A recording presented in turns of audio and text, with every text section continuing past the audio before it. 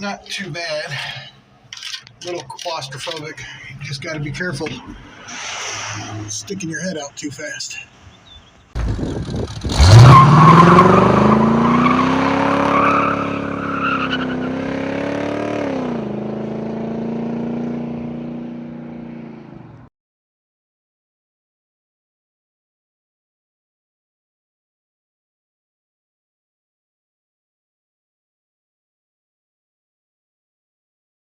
So I pulled the injectors out and I'm cleaning them up, and I cannot for the life of me comprehend how. I mean, I can't focus on that, but the grit, not just the oil, but the grit, it's just like, it's so nasty. It's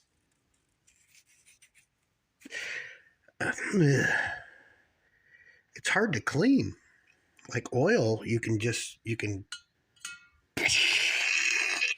and it comes off. This stuff just like, I don't know. I got them all except for one. This is the last one, but it's not just, it's everywhere, you know? It's like, what happened here? Did somebody, like, it's not oil. I'm gonna have to send that to the lab. It's like it leaked all its oil out and got stuck to the engine, and then they drove it through a desert sandstorm. It's disgusting. So I thought about doing it. I wasn't going to do it, and then I ended up doing it, but I didn't want to do it. And I ended up taking the intake manifold off too. I was cleaning up the engine a little bit, and I saw the gasket out here, and it was all no good. So look at that disgusting, gross, yuck. So yeah, I'm gonna new gaskets.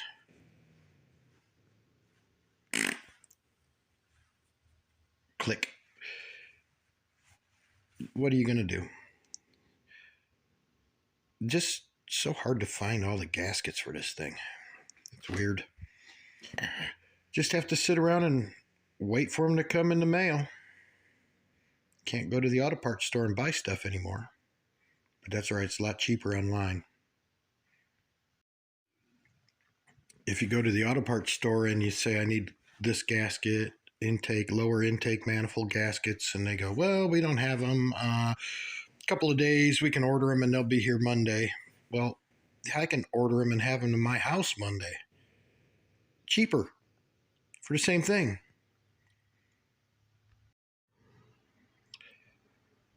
Okay, the shipment came in. Gaskets are here. Excuse me. So I've spent the better part of 37 hours cleaning this mess up, getting into these guys and cleaning all. It's weird. It's like it was, look, it's all over me. It's still everywhere. I can't get it out of there, but just the mating surfaces have to be as clean as possible, oil free, before you start putting gaskets back on. And then when I'm putting these in, they've got little tabs, and the tabs sit down in these little holes here. So it's pretty simple. It's a pretty easy system, but it's just so important that this is clean, and try and get all the oil out of these little doodads, because when you go to stick that gasket in there, that if there's any oil in there, it's going to go and it's going to break the seal, in my opinion. So, but they're pretty easy to install. This is something that you really don't want to skimp on, though, is getting all this clean. Because if you're going to run into a problem, you're not going to know it until you start it up, and then it's too late. So that little guy has to go in under there, and then this little guy has to go in under there, down in the tabs. down in the tab. And then once I get this installed, I have to put a little bit of Felpro sends you their RTV silicone, just a little dab there, because that's a spot where it's going to leak oil. And same thing back here. This guy goes in here and here and go. I'm certain it goes under the head gasket that's sitting there, or whatever that little rail is. I don't know what that is, but it doesn't go there. It goes under. It's the only way it fits. And then down in the tabs, I'm doing a horrible job of filming this. That's okay. Nobody really cares. So down in there, down under, down, get in there. Boom, locked in, no problem. There it is. And then make sure that everything here is clean. I still got to finish cleaning this up. And then I'm going to do my little goop on the corners here, here, here, and here. And then bolt it down. So I've come to the point where I pretty much gave up on cleaning this disgusting mess. And I've looked online and I noticed that these motors are kind of notorious for having all this goo, and so it's probably just a bad design with the gaskets or way too much oil pressure. I don't know. Anyhow, I concentrated on getting where the bolts are going to make contact, clean them up really well, and obviously the surface where the gasket's going to go is spotless. But the rest of it's just going to have to be what it is. I can't do anything about it. I don't have time. But it's important to have this clean because you don't want a false reading on your torque when you're cranking these things down. You want it right on the money, and if there's a little bit of goo in between there, it's going to give it a cushion, and you might not get a right torque spec. And then also the bolts they're nasty, so I threw them in the parts cleaner and put some environmentally friendly cleaning solution in it, and we should be good now. I just got to wipe them down. Okay, so we're all cleaned up. Gaskets are in. They just sit right on top of here. And there's little dabs. These are actually pretty easy to install gaskets. They don't move around, and you're pretty much guaranteed they're going to be right. Just make sure everything is super clean. Now, the one thing is these bolt holes, like this one here, goes and stops into nothing, but this one goes all the way into the rocker arm area of the head, which has oil and oil pressure. So oil's going to want to come through those threads up into the top of the intake. So that's why you have to get some thread sealer in there. You don't want to use the tape that you would use on a pipe or something, because this is oil. But yeah, they all pretty much go down in there. I'll show you. If you look here, this one, the ones on the bottom seem like they stop into a dead spot. But these, let's go here, see that one? If you look here, I can show you on this side. This one, watch this. See that? There's nothing stopping that oil from coming up through there. And the threads alone aren't going to do it. So here's a good one to see. So the bolt's going to go in there and it's going to block it up somewhat, but oil is eventually going to leach up through there, and it's going to end up coming out on top of here and puddling up in here, and that explains a lot of this goo. So to prevent that, and I'm sure that it was done from the factory, but they may still leak. I had the same problem with the Camaro.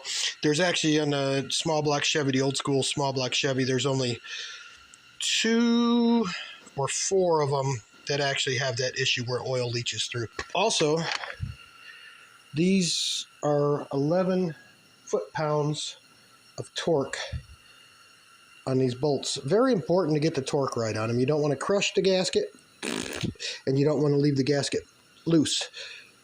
Problem is, this torque wrench, pound-feet, no problem. 1/2-inch drive. I don't have, these are 10mm bolts. I don't have a 1/2-inch drive 10mm socket. I used to have an adapter, but I don't have it anymore. So I've got the inch-pound torque wrench, which is a 3/8 drive, and I do have 10mm sockets for that. But these are kind of tricky to set up, and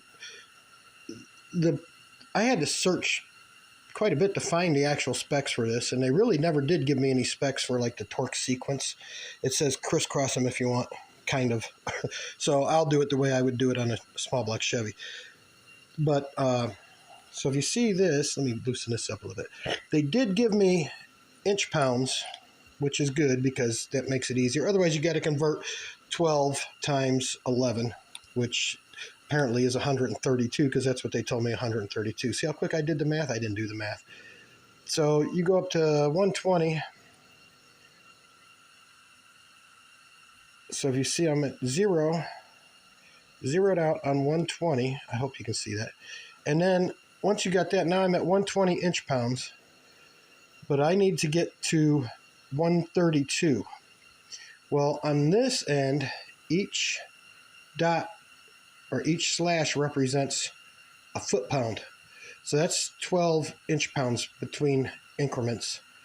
So I go one more, sorry, I'm moving all over the place. I go one more click right there. I'm at 132. And we'll leave it at that. And then you just tighten her up here so she doesn't move on you. And you should be good. Now, I'll get this all done and ready to go, but I'm not going to torque anything yet. I'm just going to snug everything up, and then I'll explain that as I'm going, but I'm sure it's pretty self-explanatory. And you want to put a little dab of silicone. And the gasket company sent this with it, so you got to assume that that's the good stuff. Put a little dab in each corner where they meet. Just I don't want more goo coming out of this engine. You don't want to overdo it, but you don't want to underdo it. I guess if some's good, more must be better. You just don't want to have so much goo here that the gaskets aren't going to sit down, or that the intake's not going to actually sit on the gaskets, that this is going to hold it up. That should be good. And now we'll pick this bad boy up. She's clean as a whip, ready to go. Everything's been wiped down a million times. That's as good as I can get it. And we're gonna set her up on there and give her to Jesus, because that's how we're doing it. And straight down, hopefully.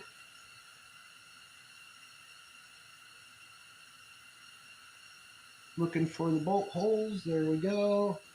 Straight down. We'll call that good for now.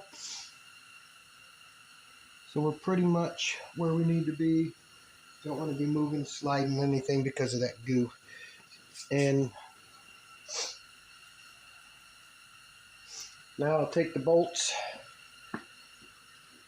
and I'll just lay some of this as a thread sealer on the bolts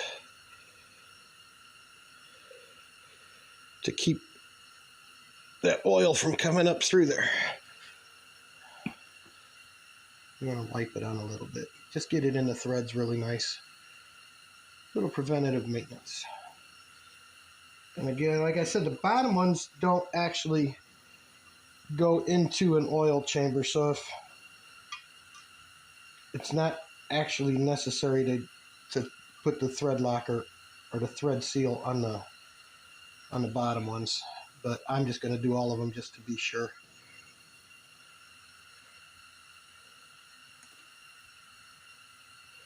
And I'm going to keep it on the lower part because that's what's going to be in that area where the oil is going to want to come out.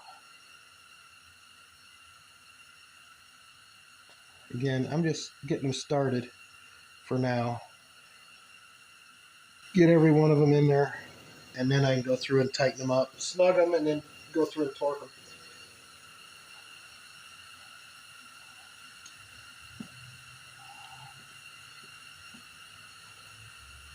But this is pretty critical that this gets done right, or you're going to have issues with it running. It's not going to. I mean, you can end up with all kinds of issues. You can end up with oil getting out. You can end up with oil getting into the combustion chamber. You can end up with antifreeze getting into the combustion chamber, or I mean, all kinds of things can go wrong if you don't get these gaskets right. And these bolts have to be torqued really, really close to spec. Now I'm using a super cheap torque wrench, and back in the day we used to just go like that and go, that's pretty good, give it another turn. And then we'd give it another turn and say, we nailed it. And it usually worked, but that's a different setup. Not as those engines weren't big sissies like these. They can handle a little bit of a miscommunication. These engines, you get butterfly farts in your back glass, and the engine thinks it's putting out too much emissions, and it shuts down.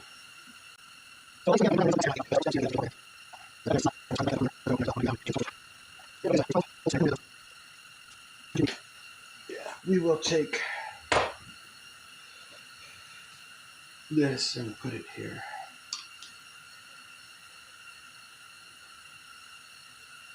Always do this. Don't drop stuff down in there. Then you just got to take it apart and get that part out. All right. Oh, leave that in there. Don't lose a wrench. I'm missing a wrench. I'm missing a socket and a little extension, and I know where it's at. It's not lost. It's just not retrievable in the fender of the Saturn. So here we go. Just the typical way to do this is go into the centers, and again, just make contact and crisscross. You know, like the kids that used to wear their pants backwards.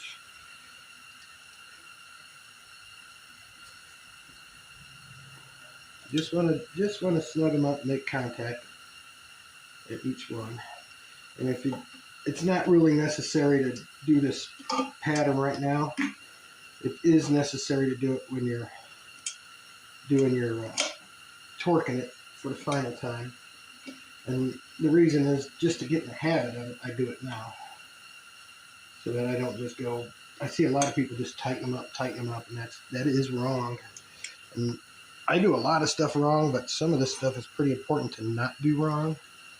And this is one of them. Oops. You want this to go right, because you do all this work and then you put this thing, you won't know that it's bad until you put it in the car and do all that work and turn the key and start it up, and it's sucking air and it's telling you you did it wrong.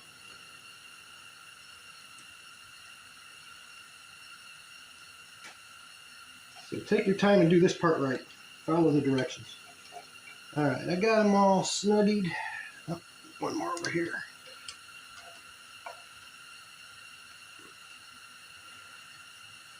Alright, they're all snugged up. And now I'll go through and just take that out of there for now. It's kind of in the way. I'm just going to go through and see, once I snug those, this one got loose again. And that's why you do this in this sequence.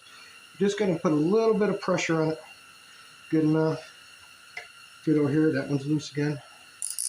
A little bit of pressure over here. A little bit of pressure. You just want this all going down even. You don't want it going down like that. It's a bad juju. 132 inch-pounds of torque.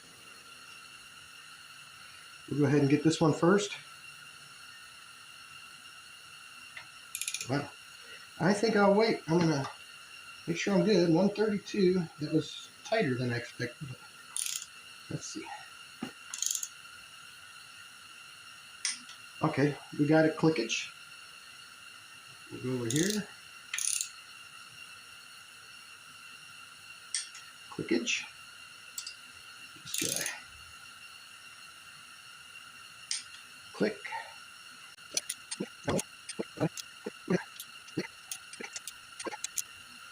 Click. And now, once I got them all done, remember this one didn't click yet. There we go. Now that I've got them all torqued in, I'm just going to go through and check them to make sure that they're still torqued right, that nothing got loose when I torqued the other ones.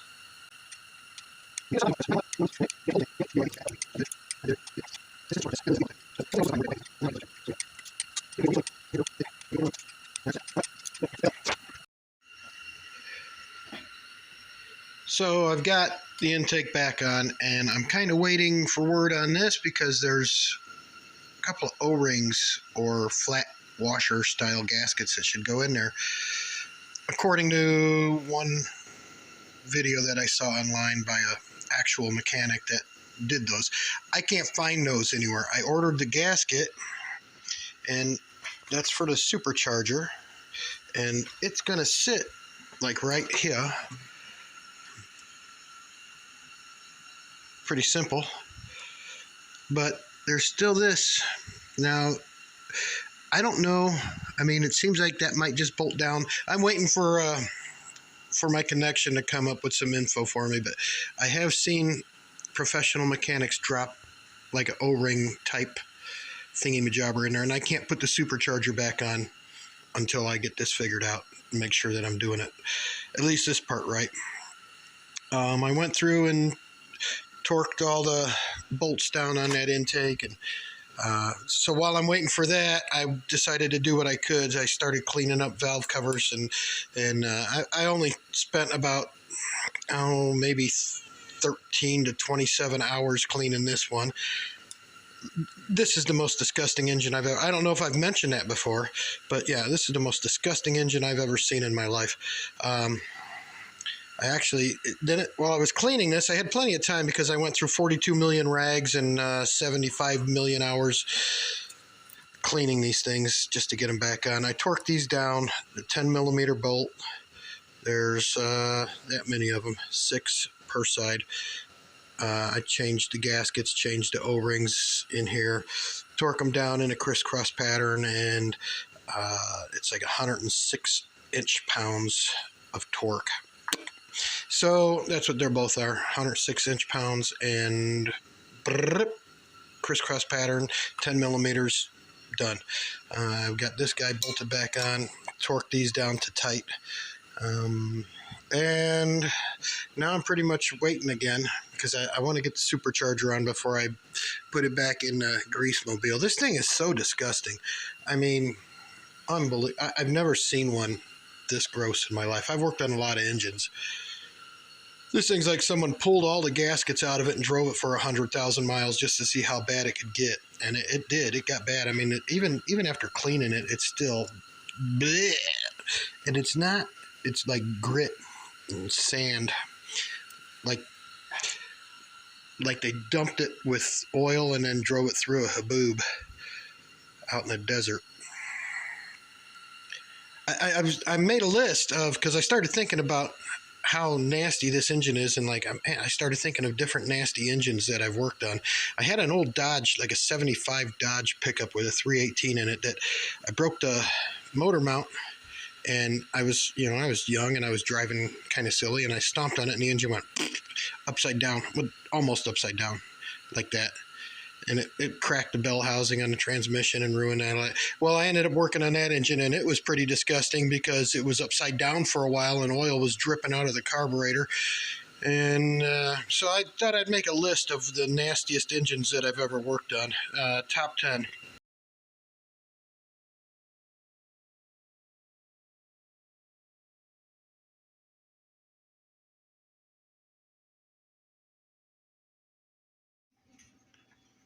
So this here is where the oil filter housing sits. I'm not going to put it back on while the engine's on the stand. It's easier to get the engine in. Actually, this can't go back on until everything's bolted in, because remember that one long bolt that goes back through here to the transmission. So it's actually, I think it's that guy. He's buried, you know, and I got to get through here. So this can't go back on until it's all bolted in. So I'm just right now, again, waiting for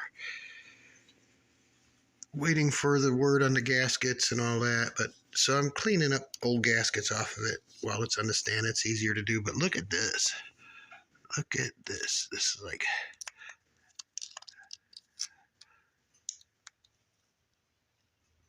look at that.